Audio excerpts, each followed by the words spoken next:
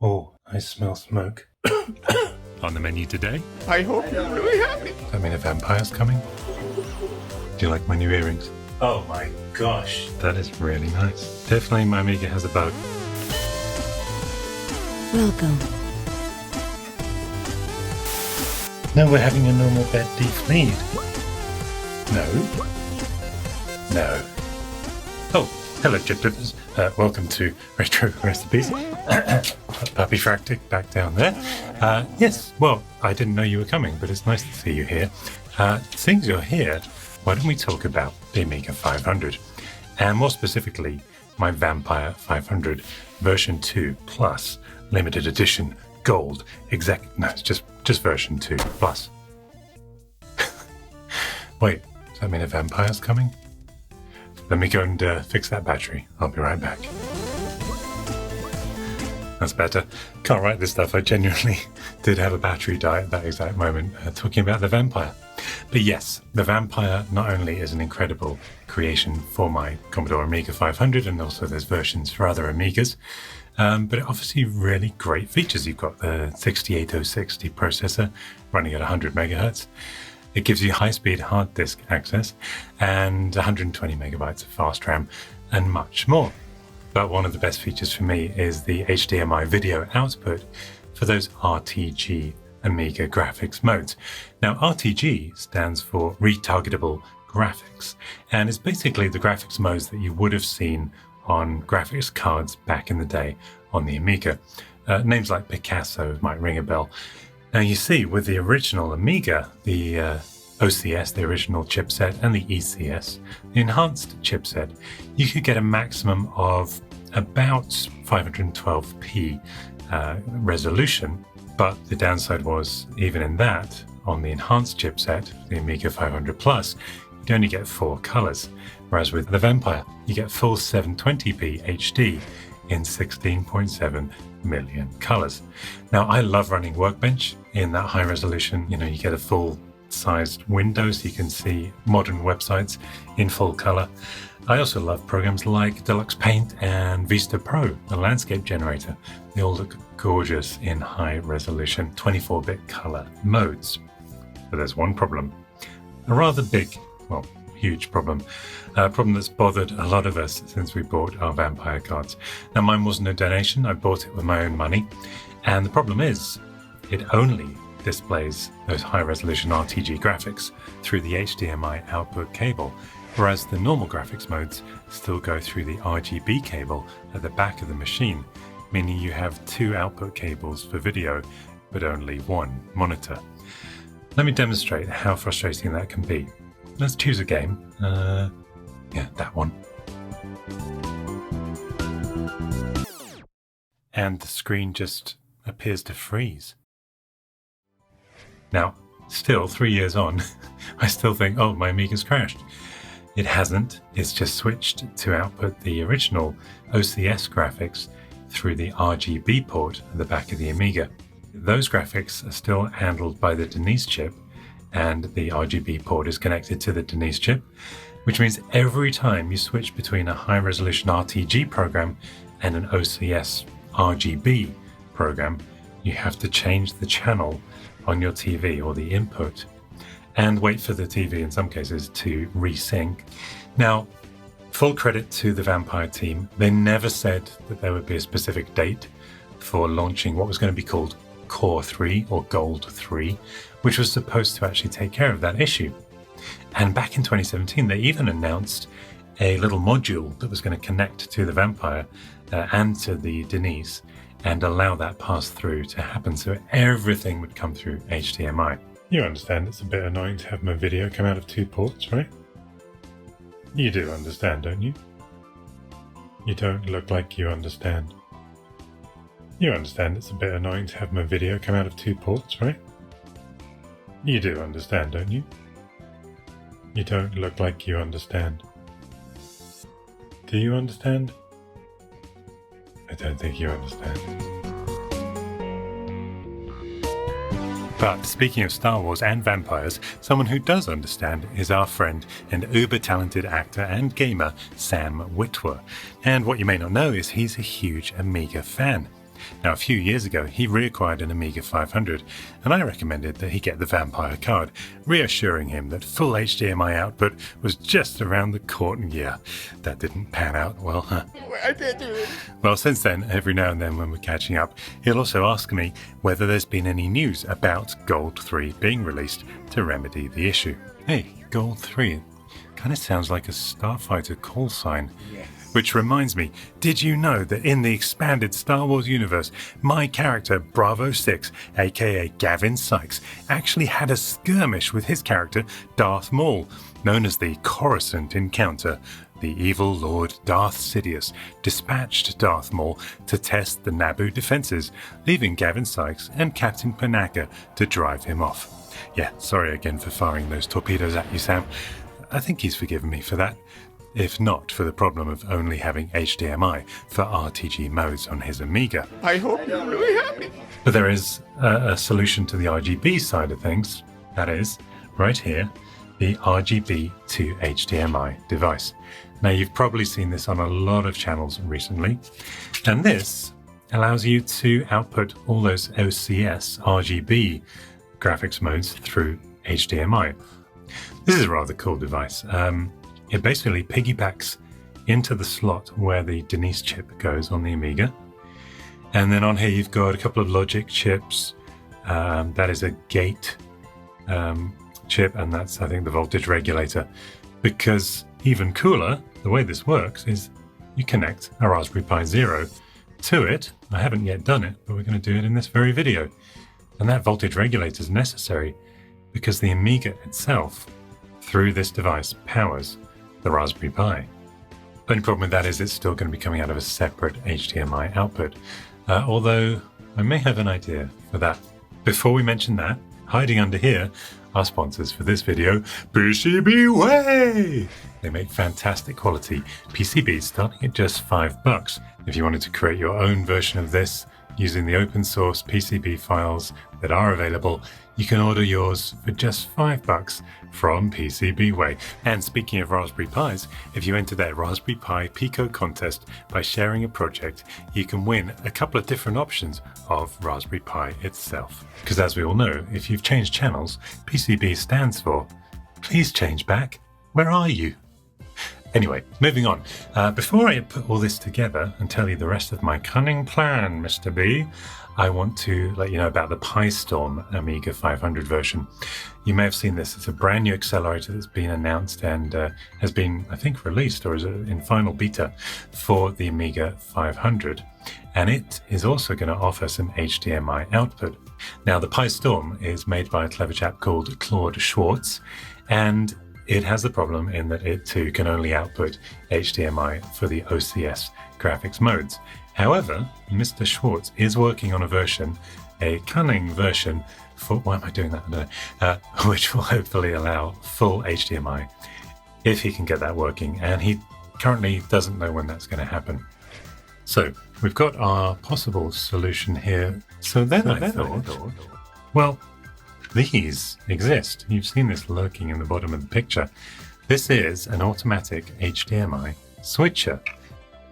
As you can see, it will allow me to take 2 or 3 HDMI outputs from, let's say, an Amiga and connect them into one HDMI input on the TV, making, in theory, no more channel changing necessary. At the very worst, it's got a manual select button here. So we wouldn't even have to pick up a remote control. And this should, in theory, be a lot quicker than changing inputs on the TV. So then I thought, why don't we get some fancy HDMI cables to make a snazzy solution? And I want to make this a little bit special. There is another very clever chap called Frédéric Campos. He designed this HDMI output for the expansion cover on the Amiga 500. And I dropped him a simple email saying, I was thinking of doing a dual HDMI output using 2 cables.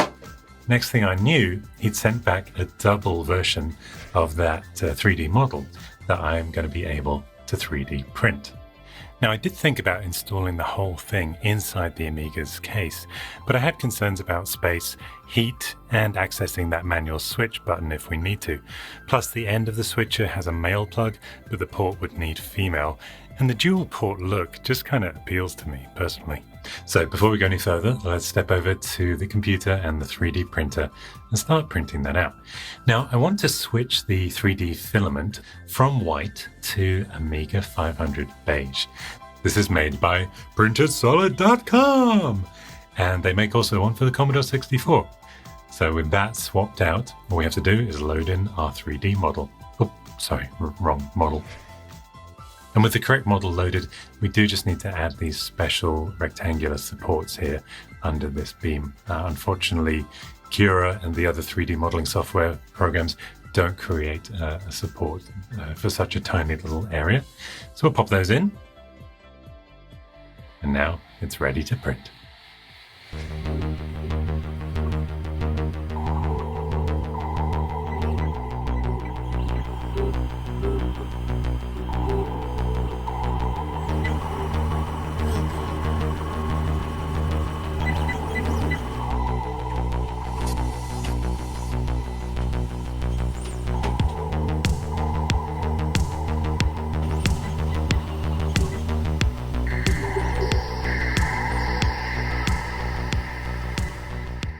So while that is printing out, why don't I show you some of the other gadgets we've got here. These doobies are the HDMI cables that are going to go inside the machine. Short, flat, slim, thin. Poor guy. As you can see, this one is going to go into the Vampire card itself, because that is the big HDMI cable. And then this end is going to connect to the 3D printed expansion cover. Oh, it's not quite so offensive. This is a teeny tiny one. So again, we're going to have a large output on the expansion cover, and the smaller one is necessary for the Raspberry Pi Zero. It's going to go in there, just like that. Now on the RGB2HDMI is this little jumper here, and that's going to allow us to add a push button. And you might have noticed there is a push button hole in the 3D model. And here are 1 million push buttons, and that's going to allow us to bring up a little menu on screen for the RGB to HDMI. At the flick of a switch, push of a button.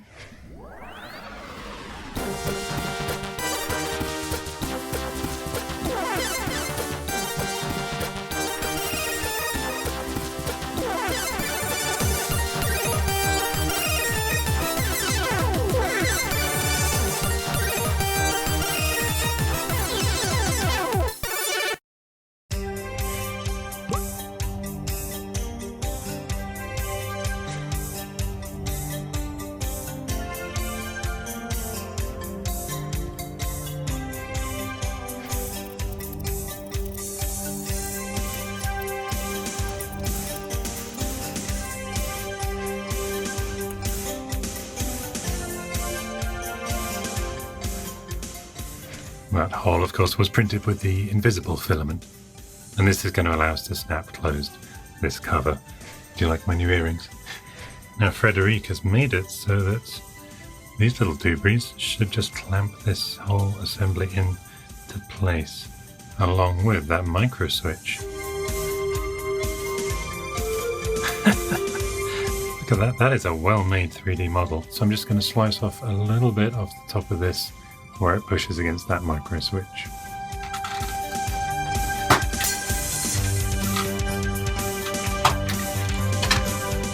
And then I'm going to be able to push some little patch cables onto these pins here.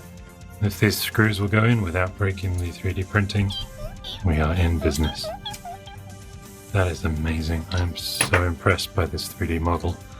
I mean, I love all models, but 3D models particularly. Hey, I heard that. I didn't mean that. I just printed my own Amiga model. Oh, wait, forget it. Look at that, guys. 2 screws in a 3D model, and I've got a full HDMI socket and a menu button. Wow. Let's just make sure it works. Beautiful. Wow. This is going to be so snazzy. And number 2.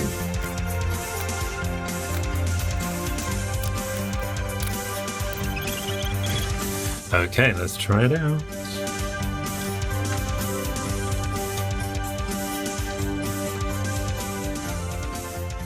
We'll go full unbranded for this. Look at that. I'm excited already. It's not even in the Amiga. Which reminds me, let's go unscrew and get the Amiga.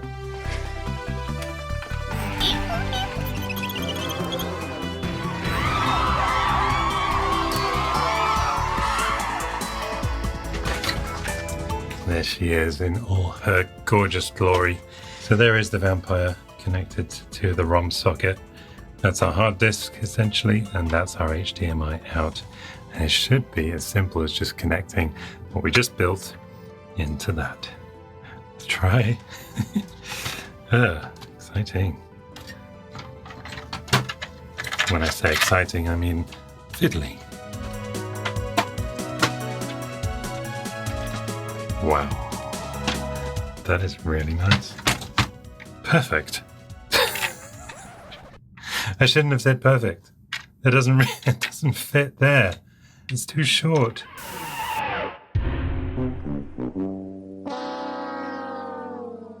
Anyone got an extension for HDMI cable?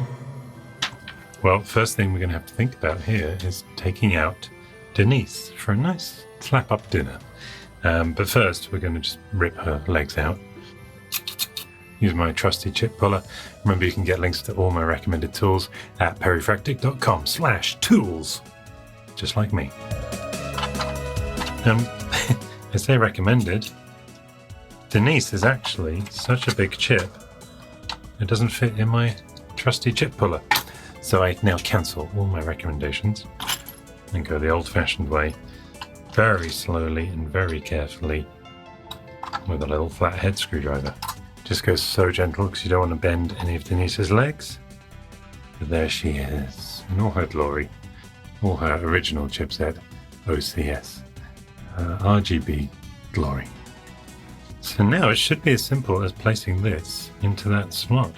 There is a jumper on the back, Super Denise or Denise. So I'm going to take that jumper out of there, take Denise's jumper off, and put it on these two pins. And then remember always to line up the notch, which is even provided on here, with the notch on your motherboard to get the orientation correct. And the same with the notch on the chip.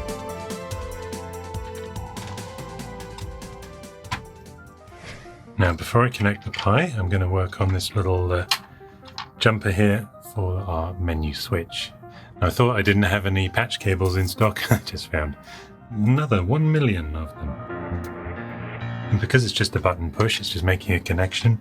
Shouldn't matter which of the two pins it goes on. There's an ant.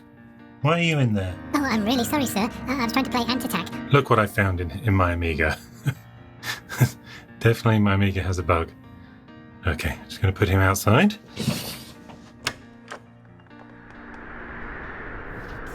Live your life. Be free. Bye. Where the flip was I? Okay. So next we need to install the Raspberry Pi. However, we do need a micro SD card. I don't have any in stock, so let's go on a little shopping adventure. Alright, time to use the Force.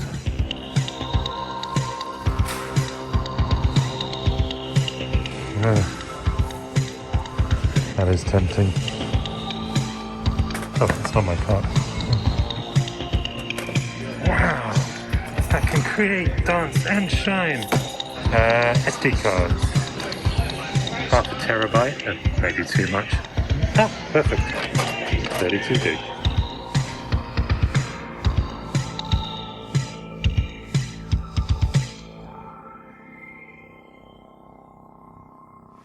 Okay, well, we are back from our little expedition. I've copied these files, so let's insert it into the Raspberry Pi Zero. And then we've got to connect this to the RGB2HDMI, and it's got to be this way around, right? Nice.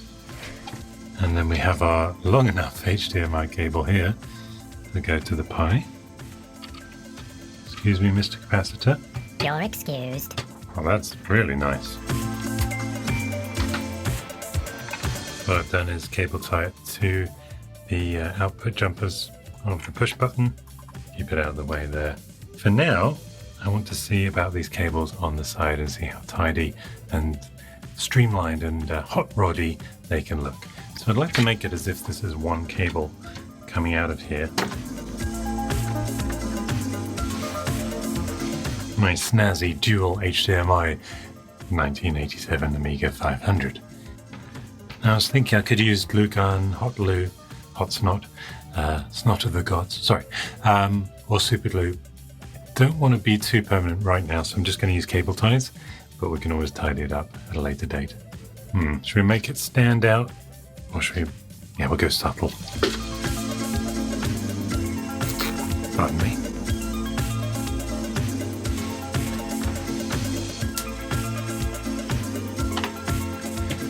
Okay, that should be enough length to get us to the back of my desk.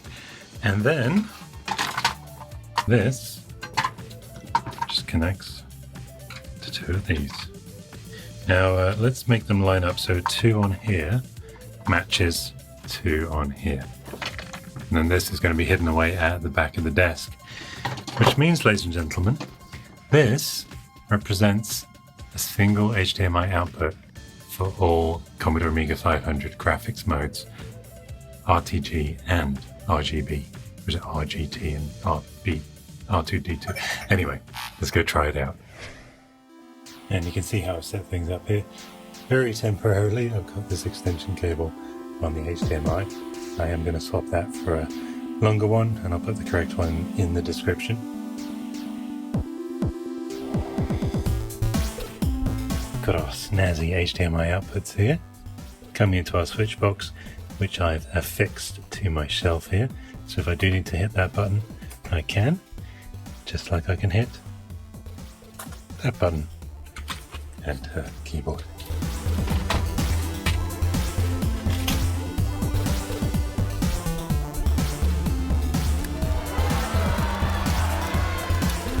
Beautiful.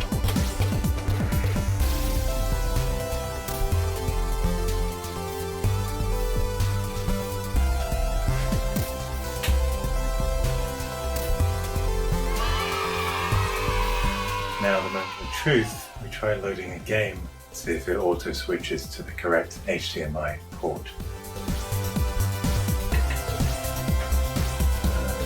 Let's try a classic favourite of mine. Fingers crossed, guys. Okay, no auto switching happening, but instead of picking up my remote, having to switch channels, I should be able to just hit this button here.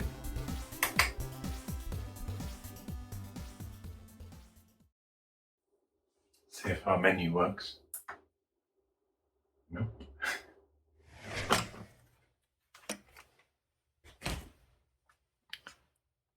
Oh, I smell smoke.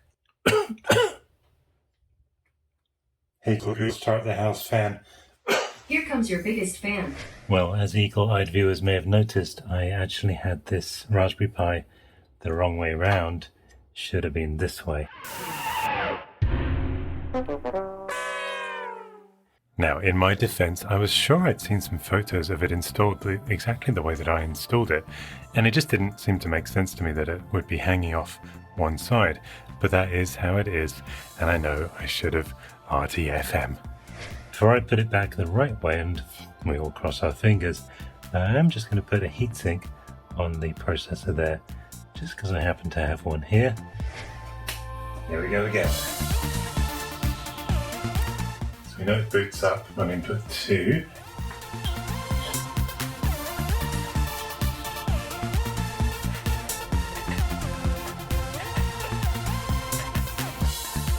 Starlighter 2. No auto switch, so manual switch it is. Wow! Oh my gosh, you've got to see how crisp this is to believe it. Wow. This has been all worth it. Oh wow. Let's see if our little menu works. And we can cycle through our options. Back to Starglider. What we do is hit this button.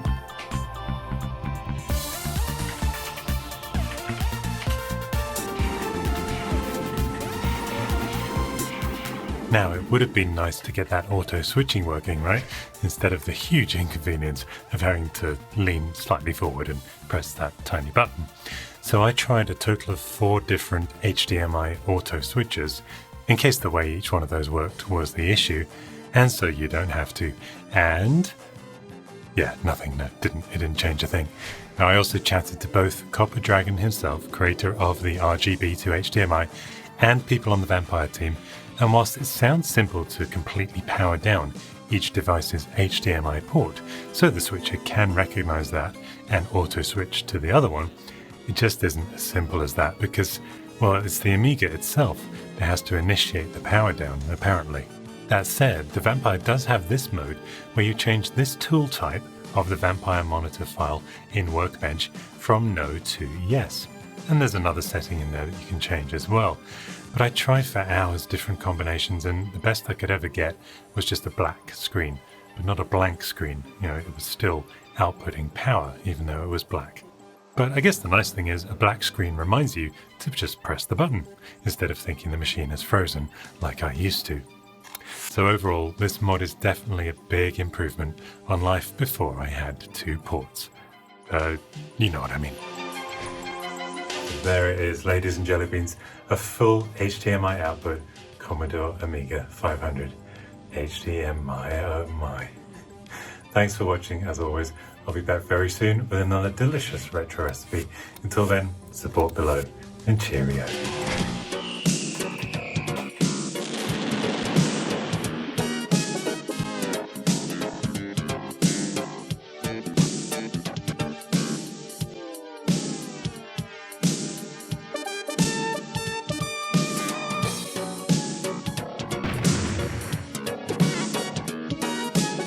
I'm dead, but I don't care because this looks amazing.